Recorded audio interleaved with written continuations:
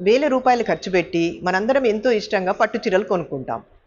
వాటిని ఎలా మెయింటైన్ చేసుకోవాలి అంటే కబోర్డ్లో పెట్టే ముందు కబోర్డ్ లోపట మెత్తటి కాటన్ క్లాత్ పరిచి దాంట్లో పట్టు చీరలు పెట్టాలి. దానిపై నుంచి ఇంకో క్లాత్తో కవర్ చేయాలి. అలాగే చిన్న క్లాత్లో కాటన్ క్లాత్లో 4-5 లవంగాలు పెట్టి చిన్న మూటలా కట్టేయాలి. శారీస్ మధ్యలో అంటే ఇట్లా పెట్టిన తర్వాత గ్యాప్స్ ఉంటాయి కదా, అక్కడ ఆ మూటలు పెట్టేస్తే సిల్వర్ ఫిష్లు రావు. ఫంక్షన్స్కి వెళ్ళే ముందు పట్టు చీర పైన పర్ఫ్యూమ్ వేసుకోకపోవడమే మంచిది.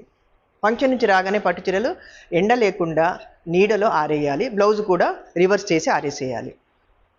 శారీ పైన ఏమైనా మరకలు పడితే ఏదైనా మామూలు నీళ్ళలో కాటన్ క్లాత్ను ముంచేసి తుడిచేయాలి. ఆయిల్ పడితే మాత్రం 2 వైపులా టాల్కమ్ పౌడర్ వేసి కొంచెం సేపు తర్వాత తుడిచేయాలి. అయినా కొన్నిసార్లు మరకలు పోవు. అలాంటప్పుడు కుంకుడు రసంతో ఎక్కడైతే మార్కుంటుందో అక్కడికి ఉతికేయడం మంచిది. చీరలు బాగున్న బ్లౌజులు తొందరగా పాడవుతాయి. కారణం చెమట వల్ల. అందుకే స్వెట్ ప్యాడ్స్ అంటే అండర్ ఆర్మ్స్ ప్యాడ్స్ కంపల్సరీ వేసుకోవాలి. అలా లేనప్పుడు కుంకుడు రసంలో నానబెట్టి బ్లౌజు ఉతికేయడం మంచిది.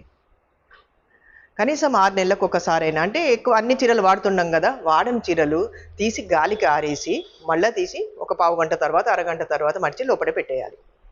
ఐరన్ చేసేటప్పుడు మాత్రము శారీ పైన డైరెక్ట్గా కాకుండా ఇంకో కాటన్ క్లాత్ వేసి చేయాలి. లేదంటే శారీ రివర్స్ వేస్తే డైరెక్ట్గా చేసుకోవచ్చు.